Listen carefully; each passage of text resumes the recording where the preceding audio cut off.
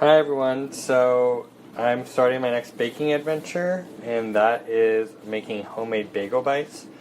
But of course, I have to look at the new bagel bites, not the new bagel bites, the original bagel bites, and compare them so I can kind of deconstruct it and try to make good homemade bagel bites.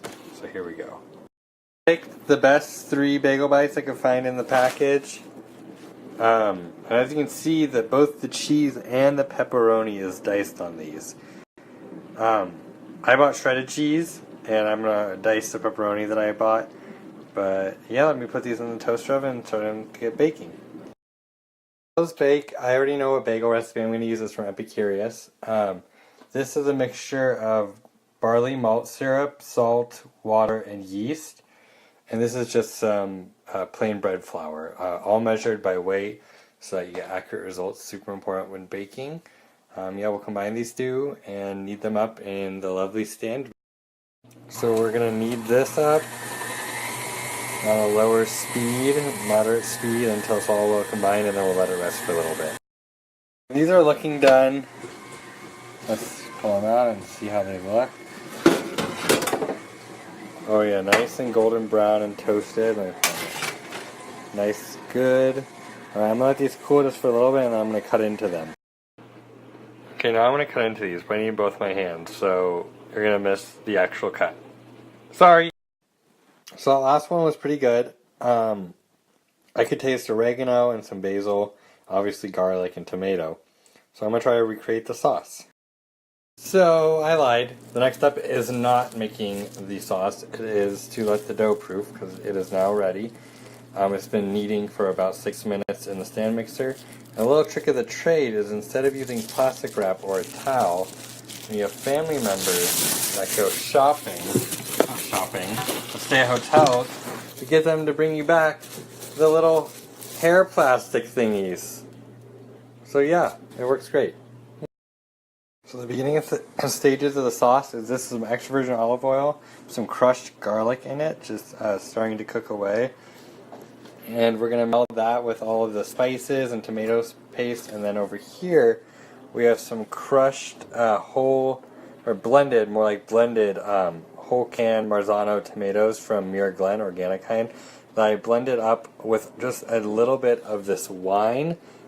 Great wine, by the way. $5 shopping cart. Fantastic for drinking all year round, even in the summer. And the reason I add a little bit of wine to the tomato sauce is because tomatoes, a lot of their flavor compounds are only soluble and only taste in alcohol, so you have to bring them out with alcohol. That's why whenever I cook with tomatoes, I always add alcohol, whether it's vodka, white wine, red wine, anything, just to get some of those flavor compounds out. And you can't even really taste the wine, but it does. And here we have our spices. This is oregano, basil, crushed red pepper flakes, a little bit of salt, and just a little bit of sugar. The sugar is to counteract the acidity that's brought to the table by the tomatoes, and will make for a more rounded sauce. So now that the garlic is just barely seasoning, I'm going to add about half the spice mixture into this, just to get them acting up and alive a little bit. Look at that baby sizzle. Holy moly. It smells like a pizza shop in here. No joke. Those are all well acquainted. I'm going to add about 2 tablespoons of tomato paste. This gives it a deeper tomatoey flavor, like a long simmer flavor. Okay, now that that's done, see how dark it is? That's because it's caramelized. I'm going to add in all of this goodness, the main part of the sauce. And now for my second secret weapon, Parmesan rind that I keep frozen always. Whenever I finish off some Parmesan, I always freeze the rind for use in sauces. It adds a great depth and umami flavor to the sauce, and you just fish it out once you're done with the sauce. So this is the dough. Look at how much it's risen. It's been about an hour and a half. So I'm about to portion this out into mini bagels, the size of bagel bites. Also, The sauce is done. It's on the back burner, so to speak. Anyways, I'm sorry for that. Size of my bagel, each one will be 43 grams, which means that each 43 grams will make 2 bagel bites. Okay, now that I have almost all of them rounded, I'm going to show you how I do it. So first, you take the ball and you try to kind of get like that. Push it down, and then you take your hand and you slowly roll it. And it's really hard to do with just one hand, so this isn't really proper technique, but oh well. So here we have it, the tray.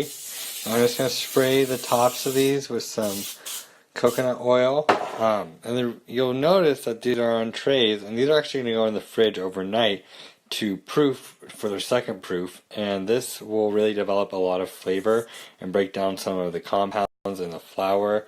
This is something that all really great bagel shops do, is they will let them sit in the fridge for maybe even 3 full days before they boil and bake them. So yeah, that's it folks, at least for today. Tune in tomorrow for the rest of the bagel bite making process.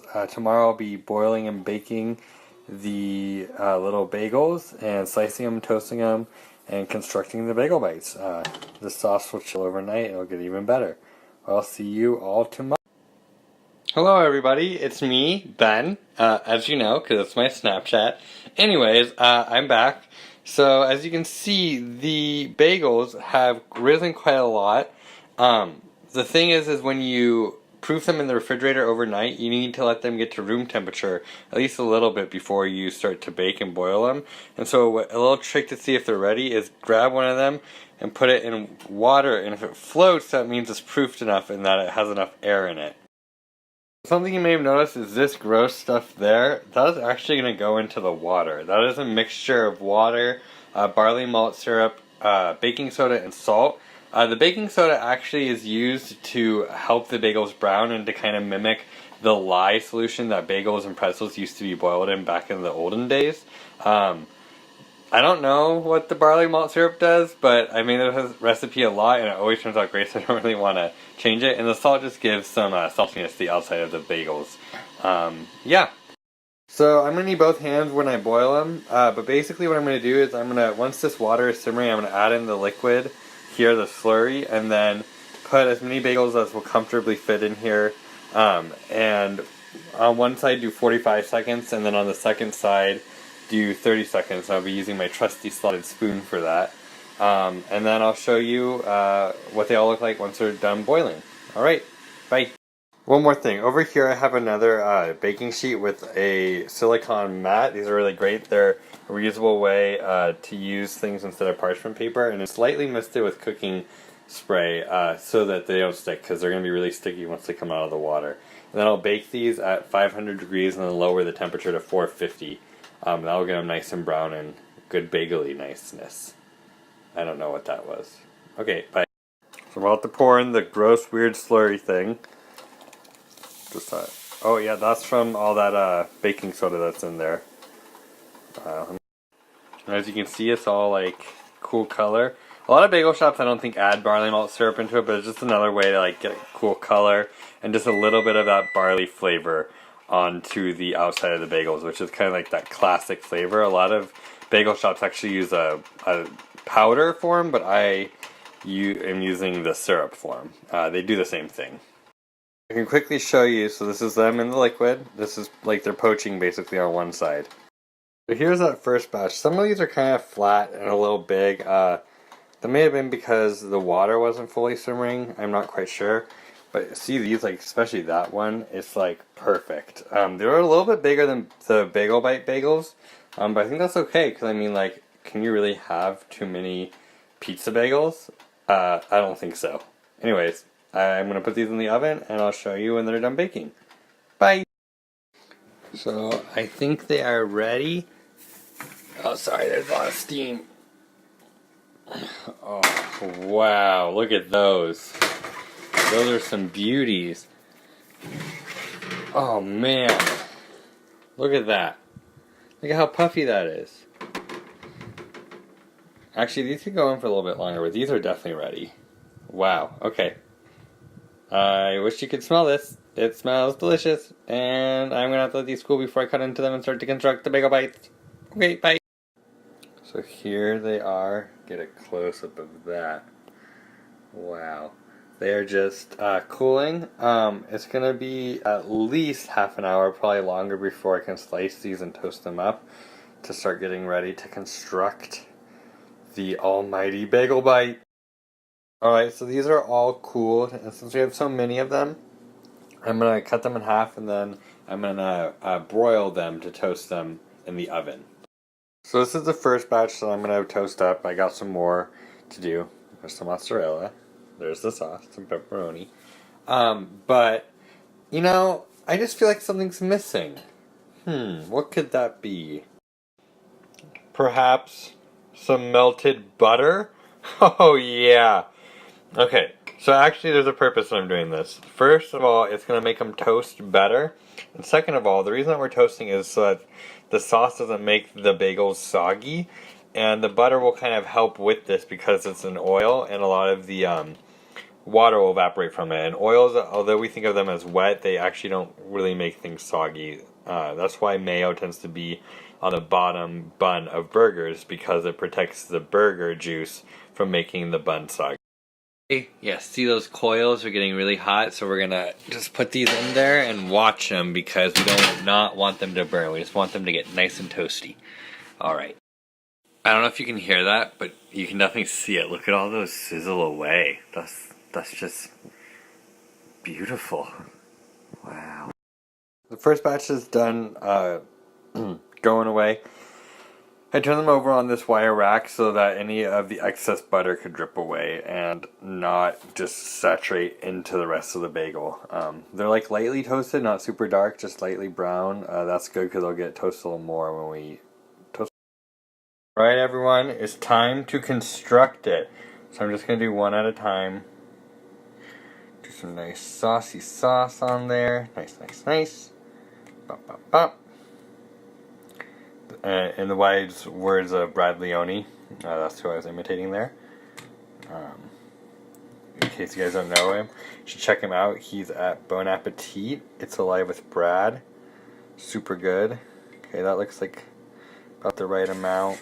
I'm going to add some Parmesan to this, so it's a little different than what the original stuff calls for. So this is Parmesan that I've grated myself. Now for the pepperoni. Get this on there. I know I'm doing more than the normal Bagel Bite has. But yeah, well, there we go. I will bake it up and tell you guys what I think. So just for a side-by-side comparison, there's the original Bagel Bite. Here's mine. I'm a little afraid that mine is actually going to get burnt while we bake it because it's already cooked a little more than these are. So I may pull it out before the other Bagel Bite is done. But let's see, I'm going to preheat the toaster oven and get these baking. And I'll let you guys know what I think. So I'm going to check them in about 10 minutes. They're in there right now. That's the Bagel Bite up front and my homemade one in the back. And I'll let you know how they are. So it's been 9 minutes and I'm going to check on mine. Oh, it's... Wow, look at that. So I think mine is ready. What do you guys think? I think it is. It's nice and toasted a little bit. That one is definitely not ready. So I'm going to let this out and cool. And let that one go in until it's done. So it's been about 5 more minutes. I'm going to check on the OG Bagel Bite. That looks done. See, it's interesting is that the cheese on Bagel Bites doesn't really melt as much as like the cheese on mine. Like you can see this is like mozzarella. It just melts all over the place, and that's what makes it like more like a pizza, and this just seems more processed. I mean, don't get me wrong, I love Bagel Bites, but I don't know. Which one do you guys think looks better? Okay, I have to let this one cool at least for like 2 minutes so I don't burn the roof of my mouth again like I did yesterday. I didn't tell you guys that, but it hurt. And then I'm going to compare them. It's the moment you've all been waiting for. Alright, see ya.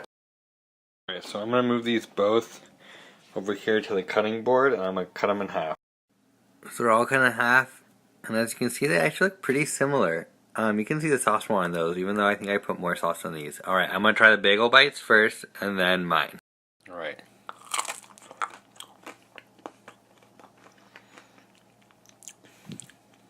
Pretty good? Okay. Now mine. Holy moly! Oh my god. Well, it doesn't exactly taste like a bagel bite, but it definitely tastes like a pizza bagel. And I gotta say, guys, that this is officially a success. Well, it's been nice to go on this journey with you all, and I'm gonna make the rest of the bagel bites. Alright, bye. Alright, so I guess I lied. Here are the finished bagel bites. Yeah, I'm gonna freeze most of these, but I'm actually going over to my best friend Alex's place tonight. I'm gonna bring her some, and we're gonna eat them together. It's gonna be delicious. Alright, well, I'll see you on the next cooking adventure of Ben's Kitchen. Yeah, sure. Okay, bye.